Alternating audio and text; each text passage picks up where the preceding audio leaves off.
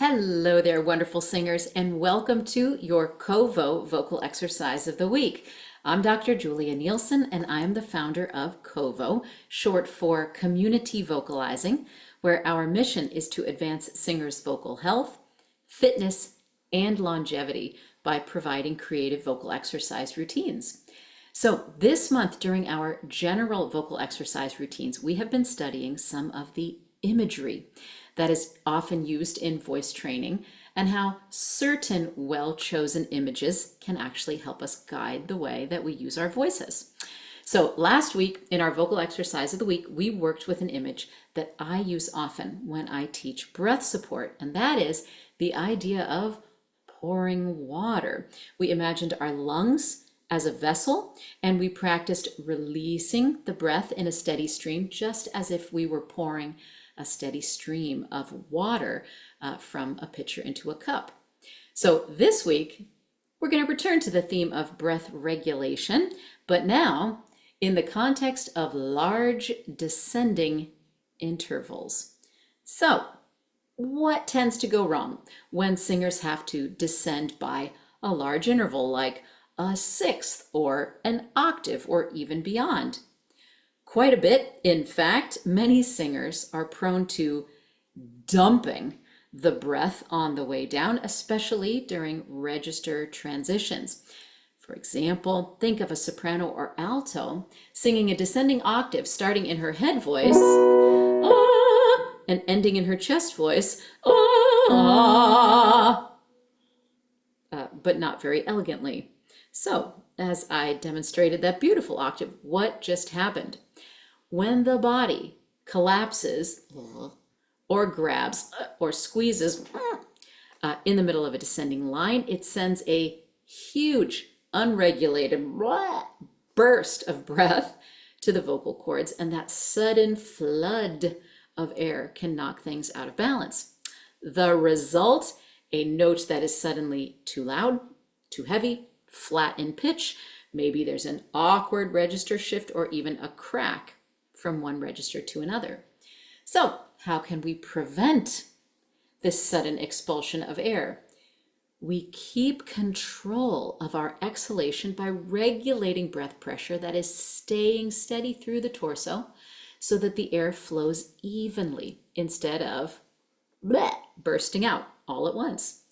And one of my favorite images can help us do this. Which brings us to this week's vocal exercise. 6 eggs, no cracks. I will explain that title in just a minute. For this exercise, our pitch pattern is adapted from an exercise by Richard Miller in his book, The Structure of Singing.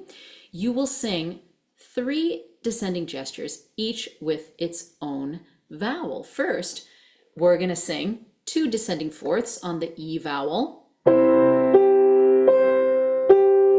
then 2 descending sixths on the O vowel, and then a final pair of descending octaves on the A vowel.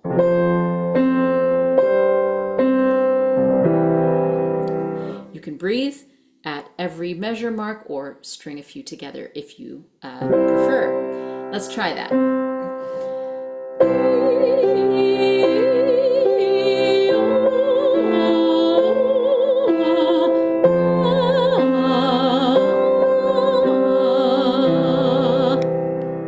Let's try that one more time.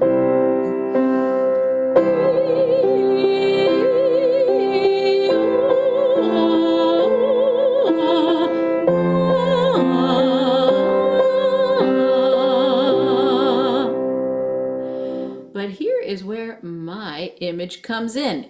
Imagine that you have got 6 delicate eggs, each one with a very thin shell. Have you ever gotten a carton full of those eggs? You know, like maybe the hen didn't get enough calcium.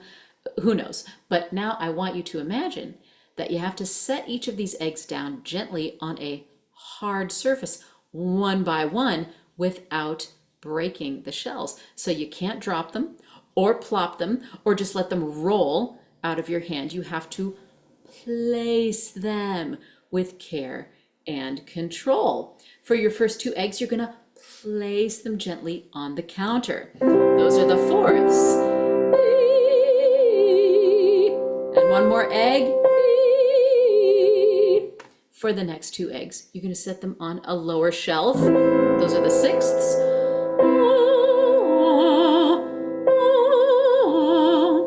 And for the last two, those octaves, you're going to place your last two eggs carefully on the floor.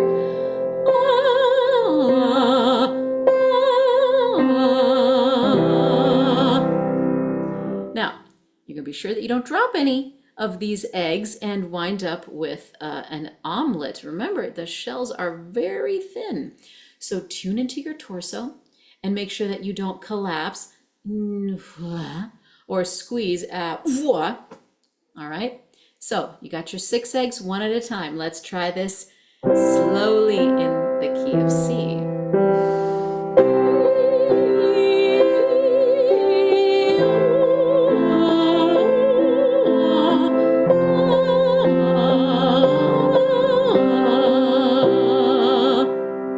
Are all your eggs safe?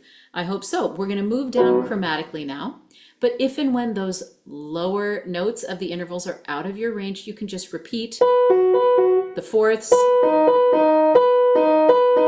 or the sixths.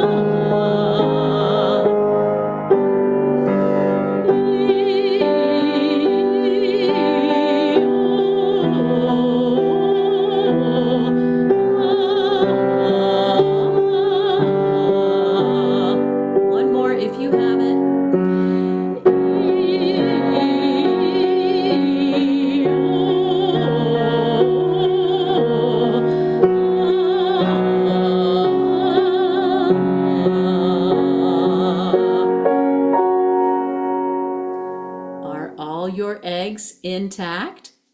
So this week, as you sing descending lines or descending intervals, I encourage you to experiment with this image of setting your eggs, your low notes, setting them down gently so you don't make any scrambled eggs. Now, if you enjoyed this exercise, we've got more for you. In just 2 weeks, on Wednesday, June 4th, I will be offering a free training called 5 More Breath Support Myths. In this 45-minute vocal workout, I will walk you through 5 widespread, persistent myths about breath support and 5 shockingly common and very sneaky variations that are taught in voice studios all over the world. Each one of these myths contains a kernel of truth. Sometimes it is a generous kernel of truth, but also a huge blind spot, a fatal flaw. I can pretty much guarantee that you will have heard at least a few of these myths. If you'd like to reserve your free spot, you can find the link in the description below. If you would like the next vocal exercise of the week to show up in your email inbox, you can find out how in the description below. And finally, singers, remember, regular vocal exercise is crucial for your vocal health, fitness, and longevity. Every time you show up at Covo, you're going to get a creative vocal workout, expert coaching, and a community of friends to practice with. We'll see you there.